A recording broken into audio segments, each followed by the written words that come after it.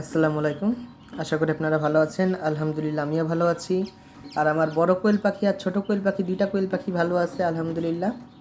আর আজকের video topic হচ্ছে যে আমি যে একটা মুরগির ডিম দিছিলাম আমার ইনকিউবেটরে, সেটা ফুটছে, সেটা এখন দেখাইতেছে আপনাদের। এই যে মুরগির বাচ্চাটা, আর এই যে হচ্ছে ডিমটা। আমি কিছু কথা বলবো ডিমের খোসাটা নিয়ে। এই যে খুবই কিউট। তো এখন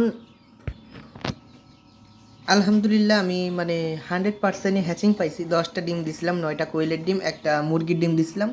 আলহামদুলিল্লাহ 10টা থেকেই বাচ্চা ফুটছে। তো আমি মূলত এই ছোট ইনকিউবেটরটা সেট করছিলাম শুধুমাত্র আমার যে কন্ট্রোলারটা আছে, আমি এটা মানে করার জন্য, দেখার জন্য যে এটা ঠিক আছে কিনা কন্ট্রোলারটা। তো আলহামদুলিল্লাহ আমার কন্ট্রোলার পুরোপুরি ঠিক। তারপরে আমি এটা চেক করার জন্য আবার এই থার্মোমিটার ইউজ করছিলাম। তো সমস্যা হয় নাই তেমন একটা। এখন আসি হাইগ্রোমিটার ছাড়া আমি কিভাবে বাচ্চা ফুটালাম।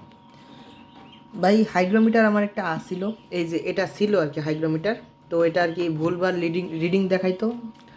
তো সেই সুবাদে আর কি আমি প্রথম দিন ওইটা ইউজ করার পর দেখি যে ওইটা ভুলভাল রিডিং দেখাইতেছে। তো সেই জন্য আমি ওইটা পুরোপুরি বাদ দিছি। আর এই ইনকিউবেটারের যতগুলি বাচ্চা ফুটছে, আমি একটা বাচ্চাও আমার হাইগ্রোমিটার ইউজ করে ফুটাই নাই। পুরোপুরি সম্পূর্ণটা আমার নিজের অভিজ্ঞতা আর আমার কপালে টান ছিল, রাশি ভালো ছিল, আর আল্লাহর ইচ্ছা ছিল, এই জন্য আর কি আমার 10টাই বাচ্চা ফুটছে আর 100% হ্যাচিং পাইছি। তো আর একবারে যে পুরাপুরি আমার কোনো কষ্ট হয় নাই এই আর্দ্রতা ঠিক করতে, তেমন না। আর্দ্রতা মেনটেন করতে ঝামেলা আছে, আর আর্দ্রতা মেনটেন আমার সঠিকভাবে হয়ও নাই। জাস্ট এক্সাম্পল আমি বলতেছি, ডিমটা ফোটার জন্য আর্দ্রতা 12 রাখতে হয়। জাস্ট এক্সাম্পল আর কি বলতেছি, আর্দ্রতা ধরেন আপনার 12 রাখতে হয়, কিন্তু আমি 10 রাখছিলাম এরকম আর কি, কাছাকাছি আর কি গেছিলাম। আমার যেহেতু মিটার ছিল না, আমি দেখতে পারি না আমার কতটুকু পর্যন্ত আর্দ্রতা যাচ্ছে। তো আর কি এরকমই একটু কম রাখছিলাম বিধায় আমার একটা বাচ্চাও পুরোপুরিভাবে নিজের থেকে একবারই ডিম থেকে বের হয়ে আসতে পারে নাই। আমার হেল্প করতে হয়েছে। হেল্পটা আমি কীভাবে করছি সেটা বলতেছি। ডিমের খোসা কিন্তু শক্ত আছে। আর্দ্রতা বেশি হওয়ার আর্দ্রতা বেশি না থাকার কারণে ডিমের খোসাটা তেমন একটা নরম হয় না, ডিমের খোসাটা শক্ত আছে। ওরা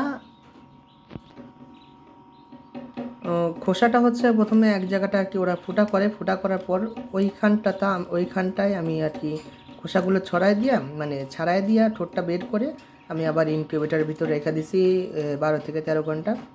তারপরে আমি ওইটা বের করছি, বের করে আইনা আস্তে আস্তে নিজে নিজে এরকম আর কি এটা করছি, একটু একটু করে এই খোসাটা ছাড়াইছি। ছাড়ানোর পর যখন অর্ধেকের 4 ভাগের 1 ভাগ ছাড়াইছি, তখন আর কি আবার ইনকিউবেটারের ভিতরে রেখেছি, তখন বাচ্চা নিজে নিজে বের হয়েছে। তো আমার শুধু এইটুকু সমস্যা হয়েছিল। আর আমি একটা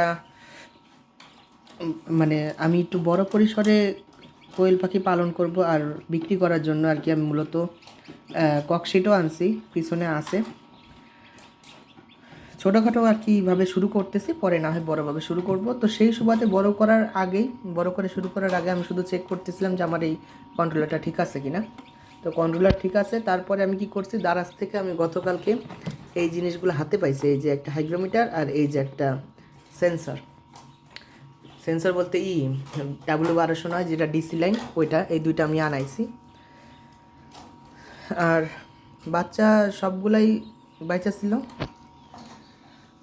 কোনোটাই ডিমের ভিতর মারা যায় নাই আর্দ্রতাজনিত কারণে। তো এই ছিল আর কি ভিডিও, যে বলার জন্য আমার এই ছোটো যে ইনকিউবেটর আছে ওইটা থেকে আমি 100% হ্যাচিং পাইছি, বাচ্চাগুলো ভালোভাবে বের হয়েছে।